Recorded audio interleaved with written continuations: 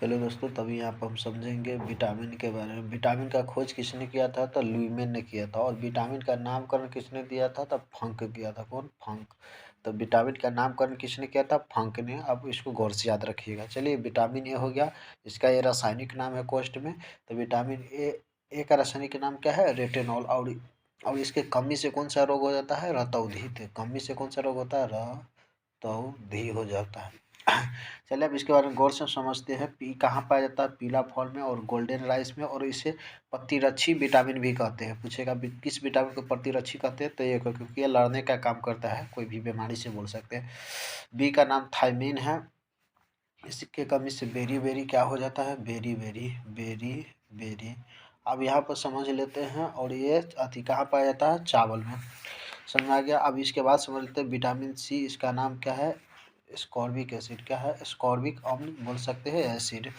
इसको स्टोर नहीं किया जा सकता है, उबालते हैं तो ये नष्ट हो जाता है। शराब शराब घाव भरने से इस सब में क्या होता है? ये पाया जाता है। पेशाब करने से नष्ट हो जाता है। खट्टा फल में पाया जाता है। दूध मांस अंडा में नहीं पाया जाता। ये तीन चीज़ में नहीं पाया जाता है। दूध मांस और अंडे में। दूध मांस और अंडे में। ठीक है।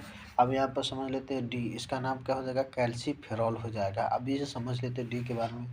कैल्शियम में पाया जाता है। विटामिन डी सूर्य की रोशनी से प्राप्त होता है। विटामिन डी और हार्मोन का काम कौन करता है? Vitamin D. यानी यह तेजी से बनता है। तो तेजी से कौन बनता है? तो विटामिन डी बनता है। अब ई के बारे में समझ लेते हैं। इसका नाम हो जाएगा टेकोफेरॉल। और ये कहाँ पाया जाता है? इसके कमी से अगर रोग देख लेते हैं। डी के कमी से रिकेट्स हो जाता है। डी के कमी से रिकेट्स। सी के कमी से मसूड़ा का फूलना। और ई के कमी से जननशक्ति कम हो जाता है। और ई कहाँ पाया जाता है? तो अंकुरित चीज़ों में। और यह स्वतः बनता है। विटामिन के नाम क्या हो जाएगा? फिलोक्विनोन हो जाएगा। और ये बोल सकते हैं हम ब्रेन हेमरेज इससे ही होता है। विटामिन बी कॉम्प्लेक्स, यानी विटामिन बी को बी कॉम्प्लेक्स भी कहते हैं। बी1 यानी थायमीन बतला चुके हैं।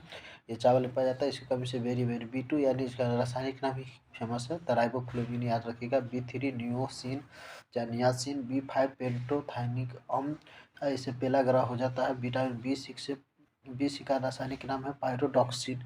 अब इसके कमी से एनीमिया रोग हो जाता है। कौन सा? एनीमिया। और बी7 बायोटीन इसका नाम है। और ये इससे लकवा हो जाता है। तो ये है B1 thymine, बी2 riboflavin, B3 niacin, B5 पेट्रोथेनिकॉन और बी6 पायरोडॉक्सिन, बी7 बायोटीन हो जाएगा। ठीक है।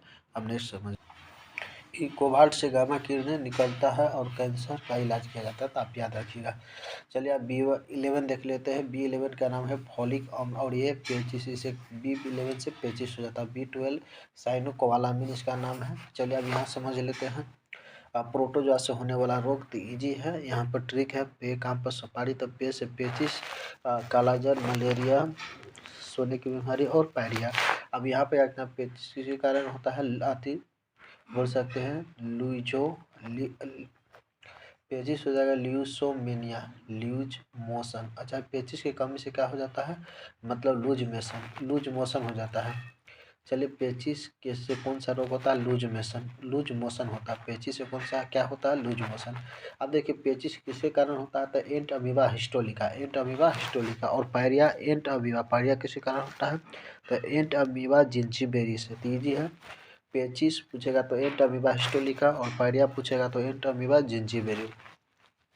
चलिए, अब काला जर समझ लेते हैं। इस काला जर जो है किसके कारण होता है? लिस्मेनिया के कारण होता है। और इसको पहुंचाने के काम बालू मक्खी करता है। काला जर को एक व्यक्ति से दूसरे व्यक्ति में पहुंचाने के काम कौन करता है? काला जर, यानी कि वाहक बोल सकते हैं। मलेरिया प्लाज्मोडियम के कारण है ना। मलेरिया किसके कारण होता है? प्लाज्मोडियम के कारण। काला जर लिस्मेनिया, मलेरिया प्लाज्मोडियम के कारण होता है। स्पायरोजाइट अवस्था में जब रहता है प्लाज्मोडियम, तब होता है बोल सकते हैं। इसे प्रभावित होता है स्प्लीन, प्लीहा, तिल्ली। मलेरिया से क्या प्रभावित होता है? स्प्लीन, प्लीहा, तिल्ली।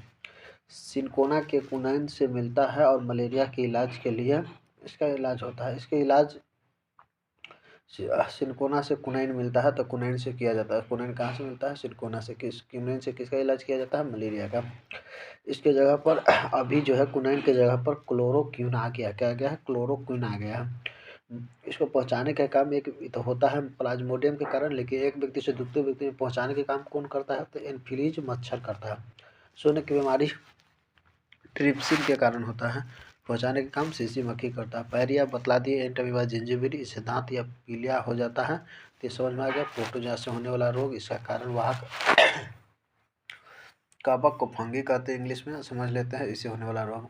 ये दांत खाज, इसका ट्रिक है। ए से एक्जिमा और ए से एथलीट फुट। एक्जिमा जो है पानी लगने से हाथ में जो खुजली उजली यहाँ पर होने लगता है, गैप गप यहाँ पर, तो उसे हम बोलते हैं एक्जिमा। एथलीट फुट पैर में होने लगता है उंगलियों के बीच। अब यहाँ समझ लेते हैं दूसरा में द से दाग, गोल गोल दम्मा, फेफड़ा जाति प्रभावित होता है दम्मा से। और इसके बाद ख से खाज यानी कि लंबा लंबा हो जाता है, और ग से गंजापन हो जाता है। ठीक है।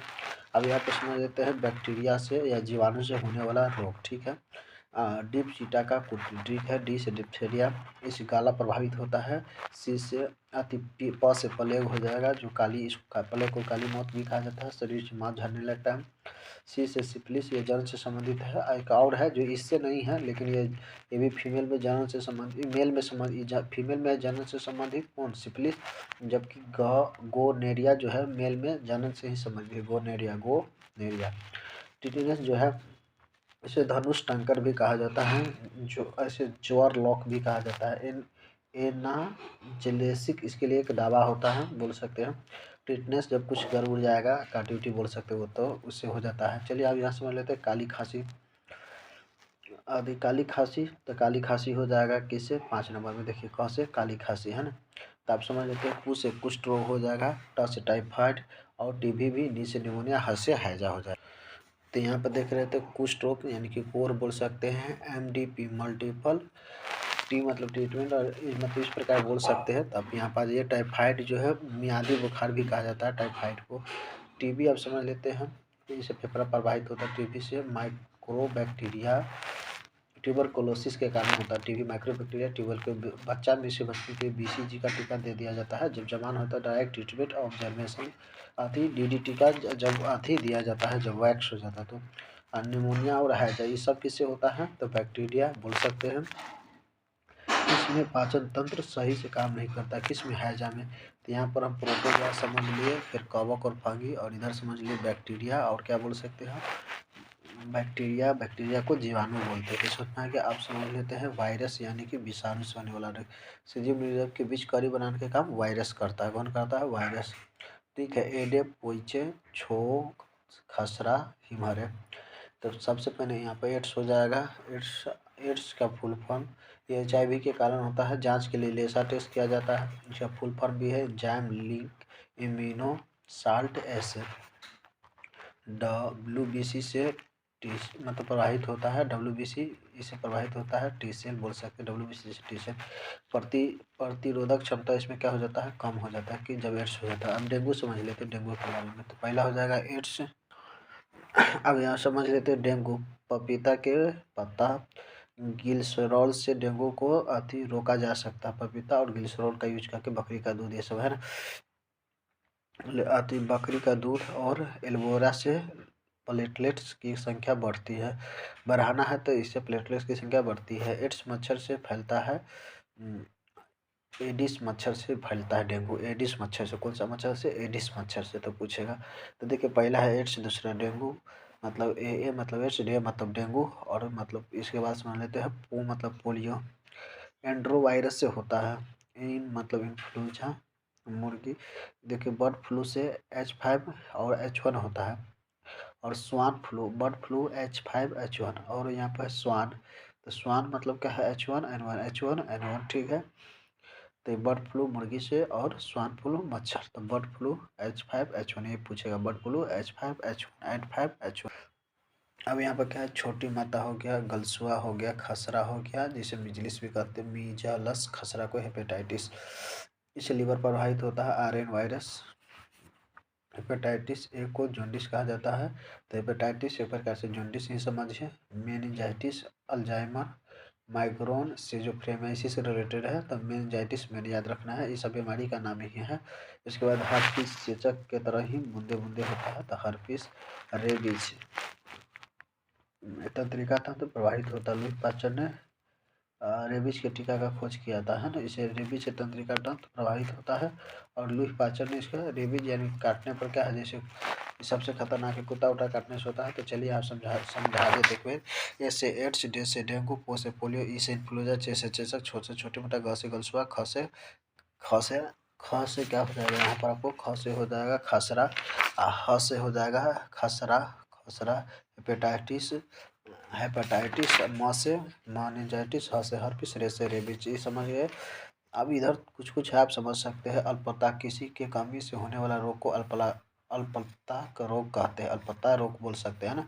जैसे आयरन के कमी से एनीमिया, कैल्शियम की कमी से रिकेट, पोषण की कमी से मस्मरा या ग्वास्पर, आयोडीन की कमी से घेगा, सोडियम की कमी से ब्रेन में मैसेज नहीं जाने लगता है और चक्कर आके गिर जाता है, इंसुलिन की कमी से sugar, bacteria, malaria, filaria, dengue, kala azar, हैजा, ये सब फैक्टर बोल सकते हैं। कैंसर, कर्क रोग भी बोलते हैं। कैंसर के सेल को सेल भी कहते हैं। कैंसर का अध्ययन एंक्रोलॉजी कहलाता है। सी कोबाल्ट से गामा किरण निकाला जाता है, जिस कारण कैंसर का इलाज किया जाता है। सी कोबाल्ट से निकलता है गामा किरण, तब कैंसर का इलाज किया जाता है।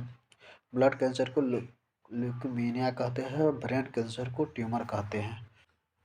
यहाँ पर लिख दिए एंटीसेप्टिक, यह जर्मनाशी होता है। एंटीबायोटिक, यह रोगाणुनाशी होता है, यानी कि ये प्रतिजैविक होता है बोल सकते हैं, बीमारियों से लड़ता है ना। इसके बाद है एंटीपायरेटिक, बुखार के लिए दिया जाता है। और एंटी जैसे कि दर्द निवारक या नाशा, एक प्रकार का नशा होता है। एंटी फर्टिलाइजिंग गर्भ निरोधक गोली होता है ना। तो ये समझ में आ गया।